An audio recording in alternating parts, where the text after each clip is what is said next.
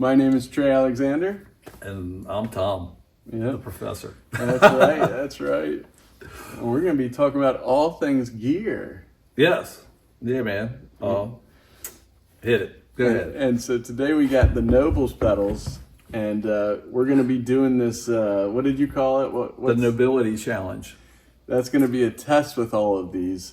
And I have, an original Nobels. I have an XTS Rehouse Nobels, which is an original one in a new housing. In a case, yeah, that's cool. And then I have the Shanks Odr-1, which is a copy that Shanks did. Holy crackers. And I have like 3 or 4 of them. So we should be able to go through them and see if there's anything new on the market that gets close, Yeah. I just have the newer version, so it's not the. How much are these at the store? I don't remember. It's been a couple of years. Yeah, and I don't really know. I think they're like $89 to $120. Yeah. If I'm not mistaken. That sounds good. Right? And that's fair. And these are like anywhere from $1,200 to $2,400. Yeah, if it's not, it just depends how bad you want it, right? That's it, right? Yeah. So. And you know how this gear thing goes. It is.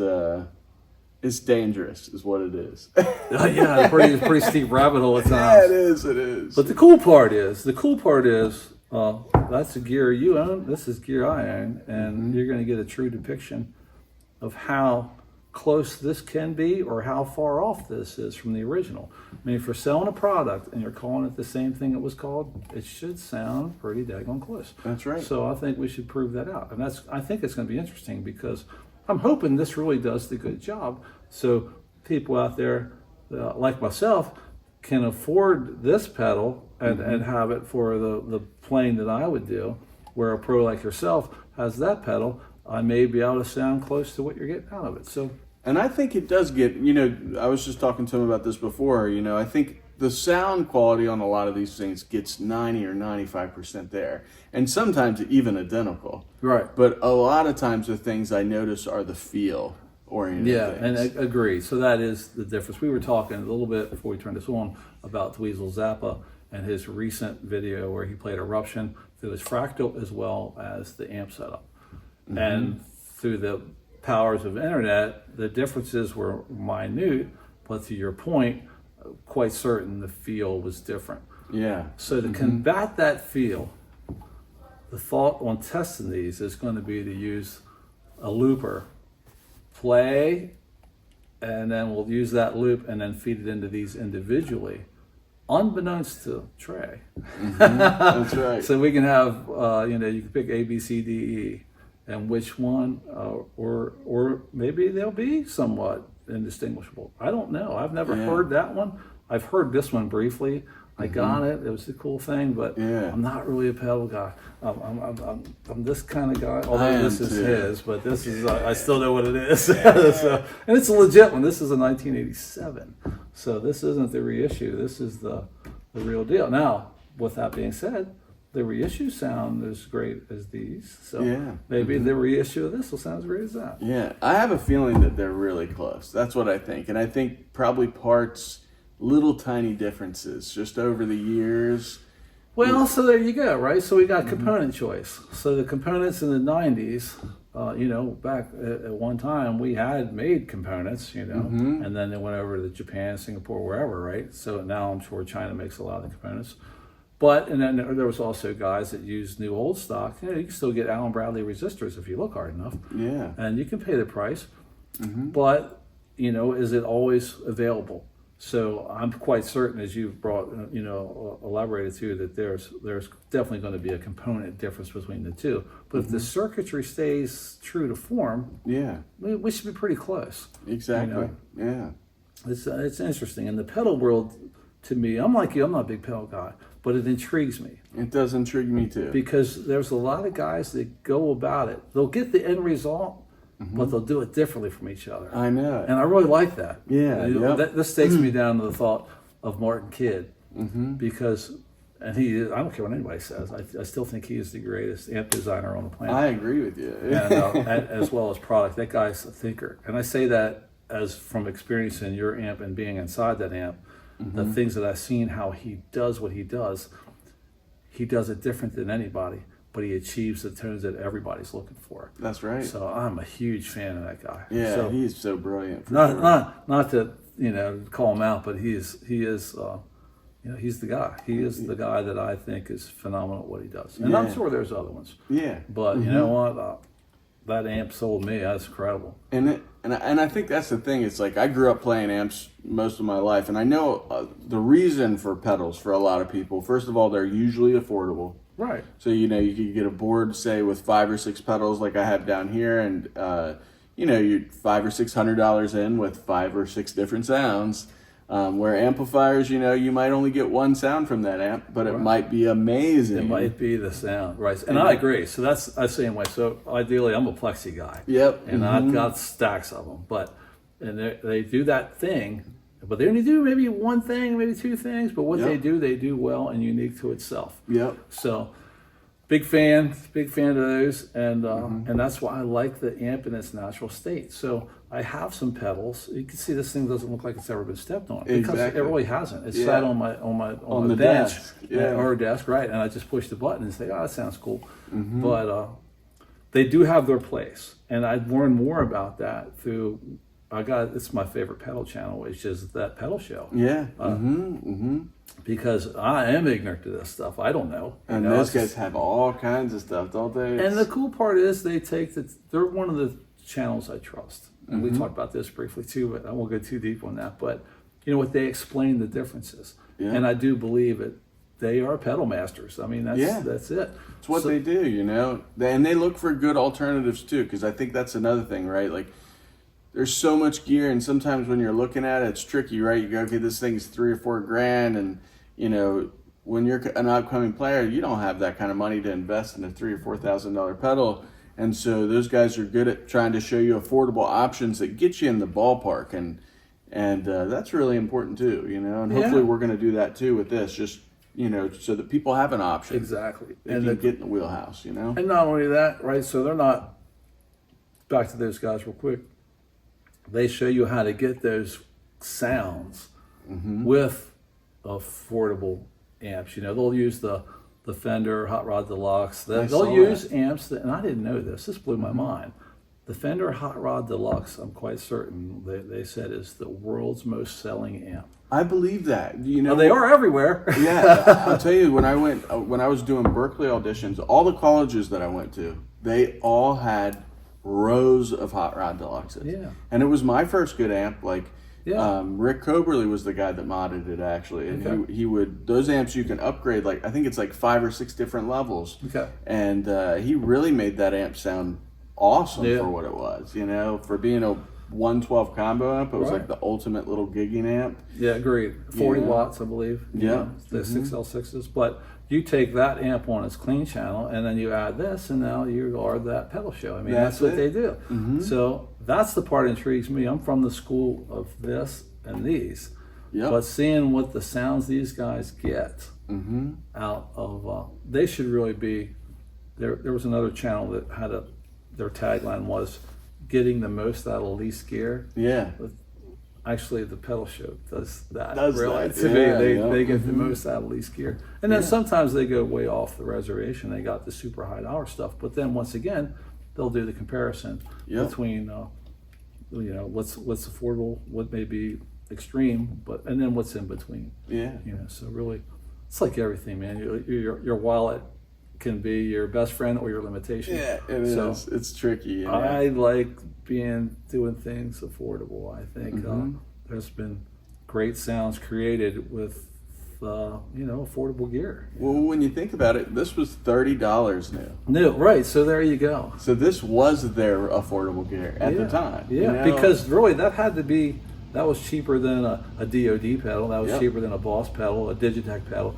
You name it, $30, brand new, really. Cheaper than the Ibanez, which was, in fact, I think why Tom Bukovac was so, sold on it was at the time, everybody had a tube screamer on their board. Yeah. And if anybody plays tube screamers, they kind of have that real honky, nasally sound. Yeah, man, strong on the mids, yeah. It's I get why they're doing it because it cuts through the mix, but it's also sometimes not the most pleasant thing to play when it's on its own. And that's what... It's interesting, though, what was the thought process behind the color? because it really, It's a if I would show tube-screamer this color. to someone that's not a guitar player, they wouldn't know the difference between this and a tube screamer sitting on the floor. The question would be, why do you have 2 green pedals, or something? Who knows? I'm sure that was their ode to it. It was probably some dude who wanted to fix the tube screamer. Yeah, is what I think. Right. That could be. That could be. So if anybody out there in the magic land of YouTube has any idea what the motivation behind this pedal was, I'd like to hear that. I would like to hear that too. Somebody knows. Well, and I think the guy who does, actually, we might be able to get one of those down here. Nordland is the guy that makes Odr-1 clones, and there's another guy, Karma, but I know the Nordland guy worked for Nobles, and I think he made the Nobles. Okay. So he may have the backstory, and you never know. Maybe through YouTube we'll be able to get to talk to that guy one day. Because I would love to find out where it started. Was it Blues Breaker circuit? Was it a tube screamer circuit that he altered and put more bass in? Yeah. But it would be really curious to find out. Or is it its own thing? Like the Klon or whatever. So everybody, it's amazing how. Well, it's like everything. The mother of necessity. Mm-hmm. That's the what invention, it is. right? So. Well, and I think that was really why they were invented, was the amp fixer, because everybody was using, you go to Nashville where these are really popular, every bar has a Twin or a Super or a Princeton there, but you got to bring your pedals to sound right? And so guys were bringing little mini boards so they could do their cover band jobs. And they're really going after this. That's what they're looking for. Right. But it's just, they got to be able to do it on a $300 budget in about 10 minutes with any backline. That's true, right. And I think that's how it was really supposed to form necessity. Agreed. Right? It's right. Every drive pedal is to, pay homage to this guy. That's just how it is. Yeah. It's like... You plug into a 100-watt Marshall, and that's why I play them live. I just can't help it. Like I use shields to try to help people. Right. Otherwise it might take the first front row's head off. But but these just sound so magical to me. So it is fun though, and a curious test to try to emulate it. But I don't know that I will ever be sold completely. Right. So that goes back to that feel that we referenced. It is. Yeah. And you know what? I heard this recently, and I really agree with the statement where they said, "Don't apologize for being loud." That's right. It's like when you see this word on stage, there should be absolutely no doubt what's about to happen. And I really do believe that. Or any British flavored amp. Yeah. If I see a Fender amp on stage, nothing against them. I got a couple of them. Yeah. But I don't know what's going to happen. That's right. When I see that, I know what's going to happen. Mm-hmm. And I like that sound. I do too. I want to feel it in the room. That's the whole thing. My favorite guitar players, they weren't apologetic for being loud. No. Because there is a sound to it, and I know, breathe, man. I think that's the tough part. Everybody always wants to talk about how these things can emulate that, and don't get me wrong, I think they get close on a recording. Yeah, digital world. In the digital world, it's different, but when you plug into one of these babies full tilt on 10, it's like riding a dragon. That's what it's like. Sure. And there's no experience better than that, And I remember the first time it happened to me, and I was completely high from it, just completely captivated. This natural high of playing music and hearing the sound in the room in a big, nice open room with a 100-watt head pushing 2 4x12s or 1 4x12. I mean, that's a very good experience. That's a hair-raising experience right there. Which we're going to capture. We will do this. Yeah, why not, right? Yeah, that's right. We're fortunate to have this facility that Chad is so gracefully lets us have access to, and that you have, continue access to. But it is awesome. We're on the stage of loud. Yep, that's right. That's right. And we'll live up to that, I promise. Yeah, that's right. It's the guitar spot here, if you were wondering, and it's just a beautiful shop. And Chad Ward is the guy that owns it here, and we're lucky to have this, so thank you, Chad. Yeah, right on. Yeah, he's a cool dude, man. He is, for sure. So, besides that, that's all I think about. Basically, we just wanted to give an introduction to who we are and really the kind of idea what we're about, and which will slowly reveal more cards about that. But I don't know if I've seen an accurate test of these. So I thought, you know what, you have them and I have the later version. It seems like it'd be an interesting topic, and I'd like to know myself, how close are they? Yeah, I would too. Is there a, is that 3% maybe difference? Is it worth that, the 10 times the cost thing? So yeah, it is a 10 I don't times know. the cost thing too, and So it's interesting. But I other think, than that, let's tell them about this guitar you got. yeah, this is pretty special. Yeah. So this is a 57 Strat, and this is a magical guitar. This is, it was owned in this town actually, and most of its life, and I got the matching 57 Tweed amp, and so we're definitely going to run it through that too. So that'll be something to stay tuned for, and when we see you guys next week, we're going to try to do this weekly, I think, and this will be a good thing. We're been wanting to do the Tom and Trey show for quite some time, and we're finally setting up to do it. So this is going to be a lot of fun. Yeah. So and we kind of gave it a shot in the past, but it just became so complicated, and it's a time issue. You're busy, I'm busy, but it is. When it comes to rock and roll and cool stuff, I guess we just have to kick aside a little time and do it. But it is a killer guitar. It's extremely interesting guitar, and it has a sound. Trey and I, we're going to get into Strats pretty heavy, and I'm not a Strat guy, but I have one. I really like it too, and I really like that one. So if you like Fender Strats, we got a whole thing coming up about them because, and the other part is we're only going to talk about gear that we own. Yeah, that's right. So it's from experience. It's not, hey, somebody sent me this, and I'm going to just try to upsell complexity, and this is what you got to have, and that's not it at all. I just want to share some information due to practical ownership and experience. Yeah, because those were the roads we took, right? It's like if something made us go out and get it, and I know you're this way and I'm this way too, is taking a lot of time to try to find, is it better, is it good, do I like it, and then finally pulling the trigger on it, and it takes a long time before I buy it, and so all the things we have are things that we went through and really made sure of before we purchased them. Yeah, exactly, and that's going to be the difference, because I'm not a fan of the demo channels, and it's just how I am. I don't. You know what? I'm a fan of the guy that bought it and uses it and tells me his opinion, regardless of the skill set or even the ability to record it. Yeah. What he says about it, I will take to heart because he has skin in the game. That's right. The demo guys, if somebody sends it to him or whatever the deal is, how it works. Next month this is now the greatest thing. I know. And then next month this is the greatest thing. That's tough for people, especially if you don't. No, it's the same. Either way. I'll stop there. Yeah, we're going to do it different, and that's why we're going to do it different, because it should be done differently. Yeah. I'll just leave it at that. Yeah, got to choose my words wisely. No, I get it. It's a tricky thing, because I think most times when you see gear demos, someone's being paid to show that piece of gear off, and you're not really getting an honest review of it.